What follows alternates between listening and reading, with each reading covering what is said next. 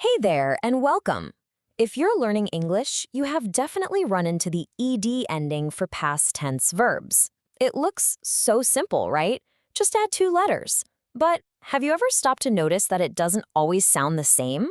Well, let's dive in and figure out exactly why. This is the big question, isn't it? I mean, think about it. Played, walked, wanted, they all have that same ed spelling, but when you actually say them, they have three completely different sounds at the end. It's one of those things that can be super confusing, but I promise you, there's a really simple secret behind it all. So here's what we're going to do. We're going to treat this like a little investigation. Yep, you can think of yourself as a language detective for the next few minutes. Our one and only mission, to crack the code of the ed ending once and for all. Together, we are going to uncover these hidden rules that native speakers just use without even thinking about it.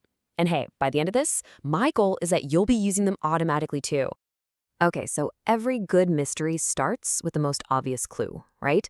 And for us, that's the simple spelling rule that you probably already know.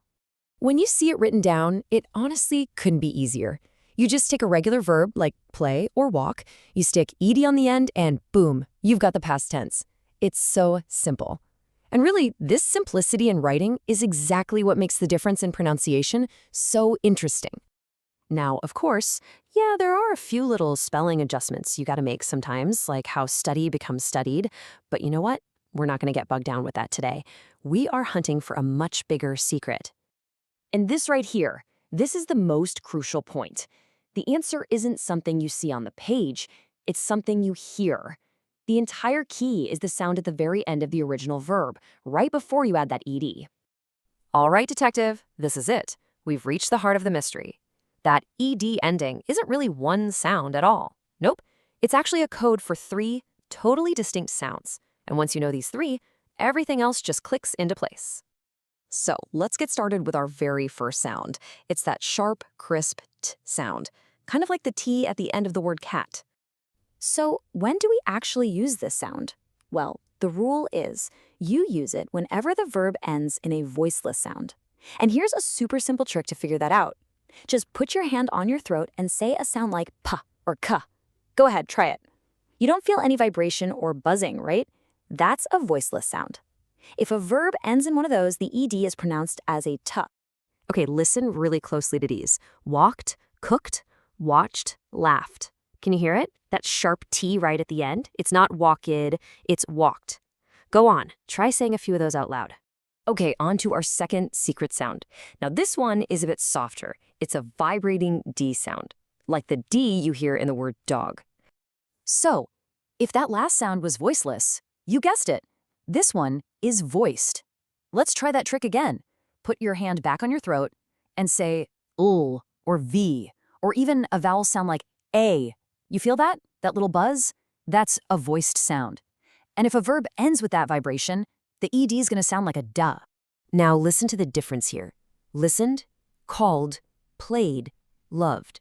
See? It's a much softer ending than that t sound we just heard. It almost just blends right in. And now for our final and maybe the most important sound. This is the one that actually sounds like id. We call it the id sound. Now, this rule is super specific, and for a good reason. If the base verb already ends in a T or D sound, well, we've got a problem. You can't just add another T or D sound on top of it. It would be basically impossible to hear.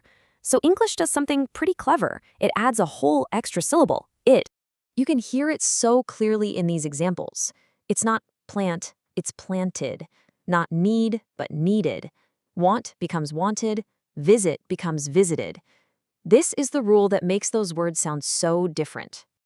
And there you have it. The whole code, all on one slide. This is basically your cheat sheet. If the verb ends in a voiceless sound, it gets a t. If it ends in a voice sound, it gets a d. And if the verb already ends in a t or a d sound, you add that extra id syllable. That's it. That's the entire mystery solved. Okay, so knowing the rules is one thing, but practice is really where it starts to stick. So how about we do a quick little lightning round? You ready? Okay, first one. Think about the final sound and laugh. It's an F sound. All right, put your hand on your throat. Is there a vibration? Is it voiced or voiceless? That's right. It's voiceless, no buzz. So we add the T sound. Laughed.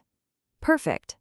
Okay, next up, the verb is call. What's that last sound? It's an L sound. So voiced or voiceless? What do you feel?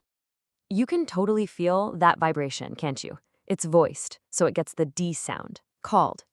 Excellent. And now for the final test. The verb is visit. What sound does that one end on? It ends on a tid sound, which means we have to use our special third rule and add that extra syllable, id. So we get visited. You've totally got this. So if you remember one thing, remember this. It is all about that final sound of the base verb. No vibration, it's a T sound. Got vibration, it's a D sound. And if it's already a T or a D, you just add id. It really is as simple as that. So the code is officially cracked. Now it's just about training your ear to listen for those sounds and, of course, putting it into practice. So, what do you think? With this little secret now in your toolkit, are you ready to start talking about the past with a whole lot more confidence?